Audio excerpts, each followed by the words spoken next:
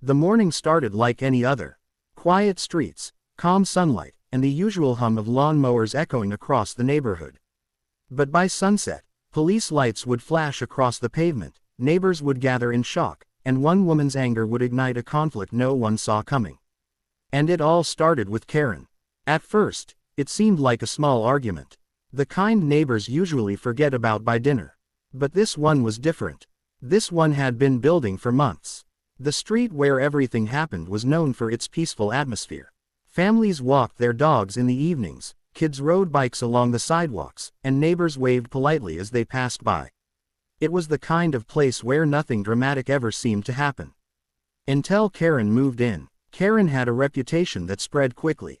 Within weeks, everyone on the street knew her name, not because she was friendly, but because she constantly complained about something. A car parked too close to the curb. Music playing too loudly during the afternoon. Someone's trash bin left outside for an extra hour. But the real tension started when Karen set her sights on one particular neighbor. Mark. Mark had lived in the neighborhood for nearly 10 years. He was quiet, hard-working, and mostly kept to himself. His small house sat at the corner of the street, with a wooden fence surrounding his yard and a large oak tree casting shade over his driveway. For years, no one had ever had a problem with him. Except Karen. It began with small comments shouted across the street. Then came handwritten complaints taped to Mark's mailbox. Soon after, Karen began calling the neighborhood association almost every week. But Mark ignored it all. Until one afternoon changed everything. The confrontation started when Mark began installing something in his front yard. Something that Karen believed violated every rule in the neighborhood. Within minutes, Karen stormed across the street. Her voice echoed through the neighborhood. "You're not allowed to build that." Mark calmly continued working, barely looking up. That's when Karen lost control. She began shouting louder, attracting neighbors who slowly stepped outside their homes to watch. Phones came out. People whispered to each other. The argument grew louder and louder. But no one expected what Karen would do next. Because the moment she made that phone call, the situation exploded in a way that would soon involve police, lawyers, and a secret the entire neighborhood had never known. And by the time the truth came out, Karen would wish she had never started the fight. Karen stood in the middle of the street with her phone pressed tightly against her ear. Her voice was sharp and loud enough for everyone nearby to hear. "Yes, I need someone here immediately," she snapped. "My neighbor is illegally building something in his yard, and he's refusing to stop." Across the driveway, Mark continued working as if nothing had happened. He carefully adjusted the metal posts he had been installing along the edge of his property, tightening bolts with calm, steady movements. The contrast between them couldn't have been clearer. Karen was furious. Mark was silent. A small crowd of neighbors had started to gather along the sidewalks. Some leaned against their fences while others stood quietly on their lawns, watching the drama unfold. "Mark," one neighbor whispered, "maybe you should just stop until this gets sorted out." Mark finally looked up. "I'm not doing anything wrong," he said calmly. Karen covered her phone's microphone and pointed at him angrily. "You're violating the law rules." "I already checked." Mark didn't respond. Instead, he returned to tightening another bolt. Karen's face turned red. Within minutes, the distant sound of a police siren began echoing through the neighborhood. That only made Karen more confident. "Good," she muttered. "Now you'll see." The patrol car slowly rolled onto the street and parked near Mark's driveway. Two officers stepped out and walked toward the group of neighbors. Karen rushed toward them immediately. "Officer, thank goodness you're here," she said dramatically. "This man is installing illegal structures and ignoring the neighborhood rules." One of the officers nodded politely. "We'll take a look, ma'am." They walked over to Mark, who calmly wiped his hands with a cloth. "What seems to be the problem here?" the officer asked. Before Mark could answer, Karen interrupted again. "He's putting up some kind of barrier. It's dangerous, it's ugly, and it violates the law agreement." The officer glanced at the metal posts Mark had been installing. Then he asked the question Karen clearly wasn't expecting. "Sir, do you own this property?" Mark nodded. "Yes." "Do you have permits for the installation?" Mark reached into his back pocket and calmly pulled out a folded envelope. Inside were several documents. The officer opened them and began reading. Karen crossed her arms confidently, clearly expecting the officers to shut everything down. But as the officer continued reading, his expression slowly changed. He looked back at Mark, then at Karen, and then he said something that instantly silenced the entire street. "Ma'am, this installation is completely legal." Karen blinked in disbelief. "That's impossible," she said. But the officer wasn't finished. Because the next thing he revealed would expose a detail about the neighborhood that Karen had never known. And once that truth came out, the entire argument would take a shocking turn. The street fell silent after the officer spoke. Karen stood frozen, staring at the documents in the officer's hands as if they were written in another language. The confidence she had just minutes ago was beginning to fade. That can't be right," Karen said, shaking her head. "The law rules clearly say structures like that aren't allowed." The officer calmly handed the papers back to Mark. "Actually, ma'am," he replied, "these documents show that he has full legal permission." Karen's voice rose again. "Permission from who? The law would never approve this." Several neighbors leaned closer, listening carefully. The officer pointed toward the property line where Mark had been installing the metal posts. "These permits were issued by the city," he explained. "And according to the property records, this installation is entirely within his legal boundary." Karen laughed nervously. "That doesn't matter," she said. "The law controls what people can build here." The second officer finally spoke. "Not in this situation." Karen blinked. "What do you mean?" The officer turned slightly and gestured toward Mark's house. "Because this specific property isn't under the HOA's authority." For a moment, nobody moved. The words hung in the air like a sudden thunderclap. Karen's jaw slowly dropped. "That's ridiculous," she said. "Every house on this street is part of the HOA." Mark calmly folded the documents and slipped them back into the envelope. "Not mine," he said quietly. The neighbors began murmuring among themselves. Some of them had lived on the street for years, yet none of them had ever heard this before. Karen stepped closer to the officers. "That's impossible," she insisted. "He's lying." The officer shook his head. "We checked the property records before arriving. This house was built before the HOA was created, and it was never added to the association." Several neighbors looked stunned. One older man whispered to another neighbor, "I've lived here 12 years and never knew that." Karen looked like she had just been hit with shocking news. Her entire argument had been built on the belief that Mark had to follow the same rules as everyone else. But now that belief was collapsing. Still, Karen wasn't ready to give up. Her anger returned instantly. "So what?" she snapped. "That still doesn't give him the right to ruin the neighborhood with whatever he's building." Mark calmly walked over to the row of metal posts. He placed his hand on one of them and finally revealed what he was installing. "It's not ruining anything," he said. Karen crossed her arms. "Then what is it?" Mark looked directly at her. "A security barrier." Karen scoffed. "For what?" Mark's answer made several neighbors glance nervously down the street. "Because someone," he said slowly, "has been trespassing on my property for weeks." And the next thing he said made Karen's face turn pale. Karen's confident expression disappeared the moment Mark mentioned trespassing. For the first time since the argument began, she looked uncertain. "What are you talking about?" she demanded. Mark didn't answer immediately. Instead, he calmly walked toward his garage and opened the side door. The neighbors watched curiously. A few seconds later, Mark returned holding a small black device. It was a security camera. "I installed these 2 weeks ago," Mark explained. Karen scoffed. "So what? Everyone has cameras." Mark nodded slowly. "Yes, but not everyone reviews their footage." The officer stepped closer. "You're saying you have evidence of someone entering your property?" Mark turned the small screen toward the officers and pressed a button. The video began playing. The screen showed Mark's front yard late at night. The street was dark, illuminated only by a dim streetlight and the soft glow from nearby houses. For several seconds, nothing happened. Then a shadow moved across the yard. Someone was climbing over the low fence. The neighbors gasped quietly. The figure walked directly across Mark's lawn, shining a small flashlight toward the house. Karen crossed her arms nervously. "This proves nothing," she said quickly. But the video continued. The person moved closer to the driveway, stepping carefully between the bushes. Then the flashlight briefly illuminated the person's face. The officer leaned closer to the screen. Karen suddenly stopped talking, because the face on the camera was familiar. Very familiar. One of the neighbors whispered, "Wait, isn't that?" Another neighbor nodded slowly. "Yes." The officer paused the video. "Sir," he said to Mark, "do you have more footage?" Mark nodded. "Several nights." Karen's breathing had become noticeably faster. "This is ridiculous," she muttered.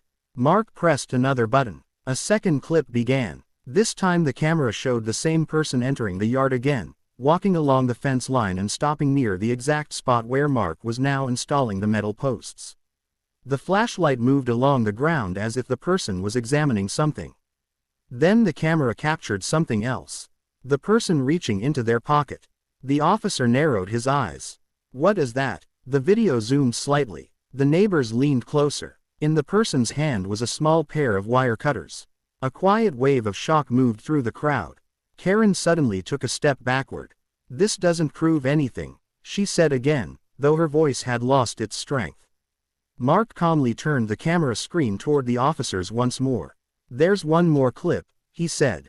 The officer nodded. "Let's see it." Mark pressed play, and this time, the video showed something that would turn the entire argument upside down. Because the camera didn't just show a trespasser. It showed exactly who had been entering Mark's property all along. And when the face became clear, the entire street went silent. The video continued playing. Every neighbor leaned closer, trying to see the screen clearly. Even the officers watched carefully as the footage revealed more detail. The shadowy figure stepped directly into the light. And suddenly, the face was visible. For a moment, no one spoke. Then someone in the crowd gasped. Karen's eyes widened, because the person on the screen was standing only a few feet away from everyone watching. It was her. Karen instantly shook her head. "No, that's not me," she said quickly. But the camera footage was clear. The flashlight beam illuminated her face, her jacket, and even the bright red scarf she had been wearing that night. One neighbor whispered quietly, "That's definitely Karen." Another nodded. "I remember that scarf." Karen's voice grew louder. "This is fake," she shouted. "He must have edited the video." Mark remained calm. "I haven't edited anything," he said. One of the officers paused the video and looked directly at Karen. "Ma'am," he said carefully, "have you been on this property at night?" Karen crossed her arms again. "I was just checking something," she said defensively. "Checking what?" the officer asked. Karen hesitated. "Well, I heard strange noises coming from his yard. I was making sure nothing illegal was happening." The neighbors exchanged skeptical looks. The officer pointed to the screen again. "This footage shows you carrying wire cutters." Karen's face went pale. "That doesn't mean anything," she said. But Mark wasn't finished. He walked back toward his garage and returned with a small plastic bag. Inside it was a damaged piece of wire. "I found this near the fence last week," he explained. The officer examined it carefully. The wire had been cleanly cut. "You're saying someone tried to damage your property?" the officer asked. Mark nodded. "Yes." Karen shook her head furiously. "I didn't cut anything." But the officer replayed the video again. This time, the moment was unmistakable. The camera clearly showed Karen crouching beside the fence. The wire cutters moved. Then the fence snapped. A quiet murmur spread through the watching neighbors. Karen's voice trembled. "This is ridiculous," she said. "He's setting me up." But the officer slowly turned toward her. "Ma'am, damaging someone else's property is a serious offense." Karen suddenly looked less confident than she had all afternoon. The crowd around them had grown even larger now. Several people were recording everything on their phones. Mark calmly folded his arms. "I tried to ignore it," he said. "But after the third night, I installed the security barrier." Karen stared at the officers. "You're not seriously believing this," she said. The officer sighed. "We believe the evidence." But just when Karen thought things couldn't get worse, another neighbor stepped forward, and what he revealed next would make the situation far more serious than anyone expected. The quiet murmurs among the neighbors suddenly stopped when someone stepped out from the small crowd. It was Mr. Henderson. He was one of the oldest residents on the street and had lived there for nearly 20 years. Most people knew him as a calm, friendly neighbor who rarely involved himself in other people's arguments. But now he slowly raised his hand. "Officer," he said, "I think I should say something." Everyone turned toward him. The officer nodded. "Go ahead, sir." Mr. Henderson pointed gently toward Karen. "I saw her in Mark's yard a few nights ago." Karen immediately shook her head. "That's a lie." But Mr. Henderson continued calmly. "I was sitting on my porch around midnight," he explained. "I couldn't sleep, so I was watching the street. That's when I saw someone climbing over Mark's fence." The neighbors listened closely. "At first I thought it might be a thief," Mr. Henderson said. "But when the person walked under the streetlight, I recognized her." He paused briefly. It was Karen. Karen's face turned bright red. "You're making this up," she shouted. But the old man shook his head slowly. "I have no reason to lie." The officer glanced at Karen. "Ma'am, we now have video evidence and a witness statement." Karen looked around the street, suddenly realizing the entire neighborhood was watching. Several people were quietly filming with their phones. "This is harassment," Karen yelled. "Everyone is ganging up on me." Mark remained silent. The officer spoke again. "Ma'am, trespassing and property damage are serious matters." Karen's voice softened slightly. "I was just trying to protect the neighborhood," she said. "Someone had to stop him from breaking the law rules." One of the officers shook his head. "As we already explained, this property is not under law authority." Karen's frustration exploded again. This whole neighborhood is supposed to follow the same rules. Mark finally spoke. "No," he said calmly. "Just most of it." The officer turned to Karen. "We're going to need to document this incident." Karen's eyes widened. "You're writing a report?" "Yes." The officer pulled out a small notebook. "Based on the evidence we've seen so far, this could involve trespassing and vandalism." Karen took a step backward. "That's ridiculous," she said quietly. But the officer continued writing. The street had become completely silent now. The tension in the air was heavy. Then something unexpected happened. A second patrol car slowly turned onto the street. The flashing lights reflected off the nearby houses as it parked beside the first police car. Several neighbors whispered in surprise. One officer stepped out and walked toward the group. He spoke quietly to the first officer. Then both officers looked at Karen. Karen suddenly looked nervous. "Why is there another police car?" she asked. The officer closed his notebook. "Because," he said calmly, "someone just reported another incident connected to this situation." Karen swallowed. "What incident?" The officer looked directly at her. "Something that happened earlier this morning."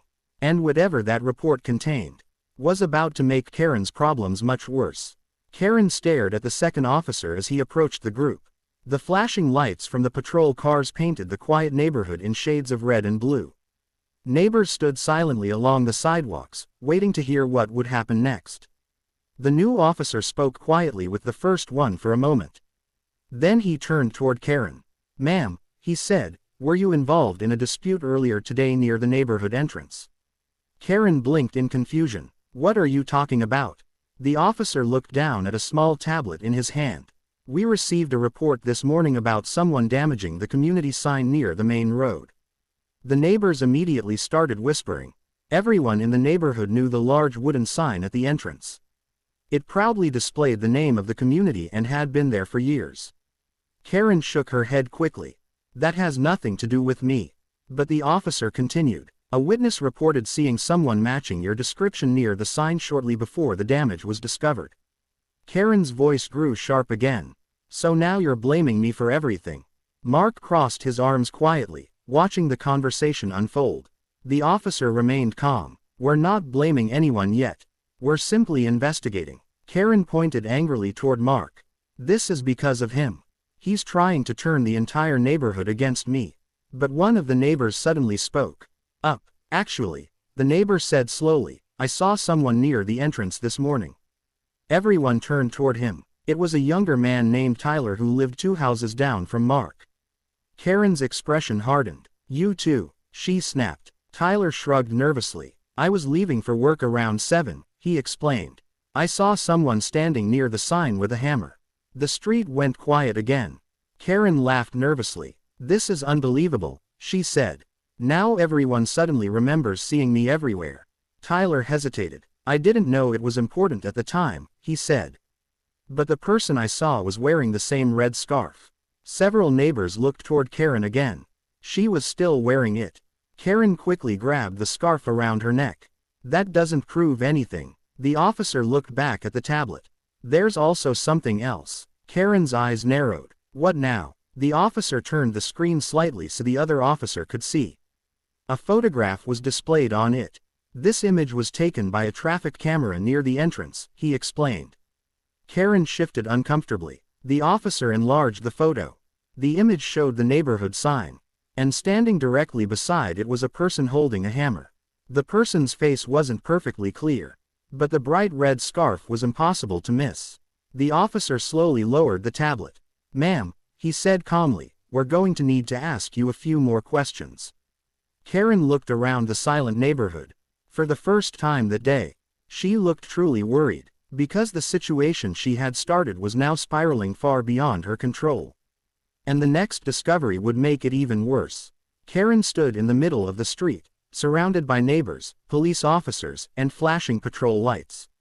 Just hours earlier she had been shouting confidently about rules and violations. Now the entire situation had turned against her. The officer looked directly at her. "Ma'am, we're going to ask again. Were you near the neighborhood entrance this morning?" Karen took a slow breath. "I drove past it," she said carefully. "That's all." The officer nodded slightly. "But the traffic camera shows someone standing there." Karen quickly pointed toward the road. "Lots of people walk near that sign." One of the officers exchanged a glance with the other. Then he asked another question. "Do you own a hammer?" Karen hesitated. "Well, yes, most homeowners do." The officer nodded again. "That's true." Mark remained silent near his driveway, watching everything unfold. The neighbors around him whispered quietly, still shocked by how quickly the argument had escalated. Karen suddenly pointed toward him again. "This is all because of him," she shouted. "He's the one causing problems in this neighborhood." But the officer didn't react. Instead, he asked calmly, "Ma'am, where were you between 6 and 7 this morning?" Karen folded her arms tightly. "At home." The officer glanced at the tablet again. "That's interesting." Karen's expression tightened. "Why?" The officer turned the screen toward her. The image had changed. Now it showed a different camera angle from the same traffic system. This time the picture clearly captured a car parked beside the damaged community sign. The officer zoomed in slightly. The license plate was visible. Several neighbors leaned forward. Karen's face slowly turned pale. "Because the car in the picture was hers. That doesn't prove I damaged anything," she said quickly. "No," the officer agreed. "But it does show that you were there." Karen tried to speak again but stopped. The evidence was piling up faster than she could explain it away. The officer stepped a little closer. "Right now we're dealing with trespassing, property damage, and a possible vandalism report." Karen's voice became shaky. "You can't arrest someone over a misunderstanding." The officer remained calm. "That depends on the evidence." Behind them, more neighbors had gathered at the edge of the street, quietly watching the confrontation. Some were still recording with their phones. Karen suddenly looked around at everyone. "This is insane," she said softly. But the officer gently closed his notebook. "We're going to need you to come with us so we can ask a few more questions at the station." Karen's eyes widened. "You're serious?" The officer nodded. And as the realization finally sank in, Karen understood something she hadn't considered when she started the fight earlier that day. Sometimes the loudest accusations reveal the truth about the person making them. And the final outcome of this neighborhood conflict was about to shock everyone watching. The street was completely silent as the officers waited for Karen to respond. For the first time all afternoon, the woman who had started the argument had nothing left to say. Just hours earlier, she had marched across the street shouting about rules, violations, and how Mark was ruining the neighborhood. She had called the police herself, certain they would shut everything down and prove she was right. Instead, the entire situation had turned against her. The officer gently motioned toward the patrol car. "Ma'am, we need you to come with us so we can sort this out properly." Karen looked around the street, hoping someone would step forward to defend her.